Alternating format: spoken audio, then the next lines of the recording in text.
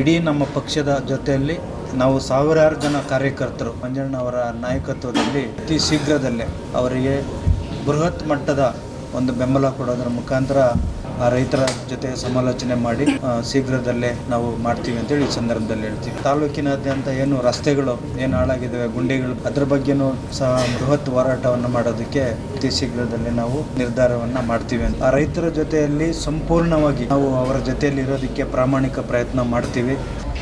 ತಮಗೆ ಹೇಳಿದಾಗೆ ನಾವು ನಮ್ಮ ವರಿಷ್ಠರ ಗಮನಕ್ಕೆ ಈ ವಿಚಾರವನ್ನು ತರ್ತೀವಿ.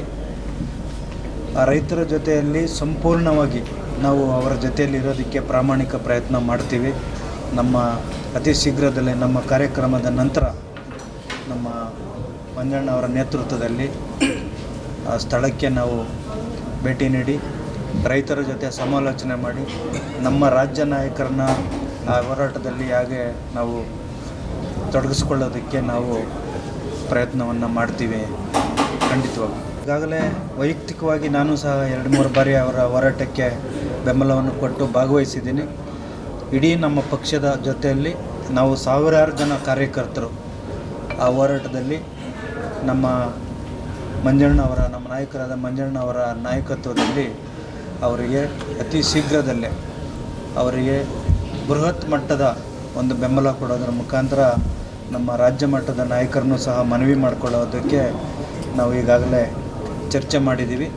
ಅತಿ ಶೀಘ್ರದಲ್ಲೇ ನಾವು ನಮ್ಮ ಪಕ್ಷದ ನಿಯೋಗ ಆ ರೈತರ ಜೊತೆ ಸಮಾಲೋಚನೆ ಮಾಡಿ ನಾವು ಹೋರಾಟದ ರೂಪುರೇಷೆಗಳನ್ನು ಶೀಘ್ರದಲ್ಲೇ ನಾವು ಮಾಡ್ತೀವಿ ಅಂತೇಳಿ ಈ ಸಂದರ್ಭದಲ್ಲಿ ಹೇಳ್ತೀವಿ. ಅದೇ ರೀತಿ ಮತ್ತೊಂದು ವಿಚಾರ, ತಾಲೂಕಿನಾದ್ಯಂತ ಏನು ರಸ್ತೆಗಳು ಏನು ಹಾಳಾಗಿದ್ದಾವೆ, ಗುಂಡಿಗಳು ಬಿದ್ದು, ಅದ್ರ ಬಗ್ಗೆನೂ ಸಹ ಬೃಹತ್ ಹೋರಾಟವನ್ನು ಮಾಡೋದಕ್ಕೆ ಅತಿ ಶೀಘ್ರದಲ್ಲೇ ನಾವು ಒಂದು ನಿರ್ಧಾರವನ್ನು ಮಾಡ್ತೀವಿ ಅಂತ ಈ ಸಂದರ್ಭದಲ್ಲಿ ಹೇಳ್ತೇವೆ.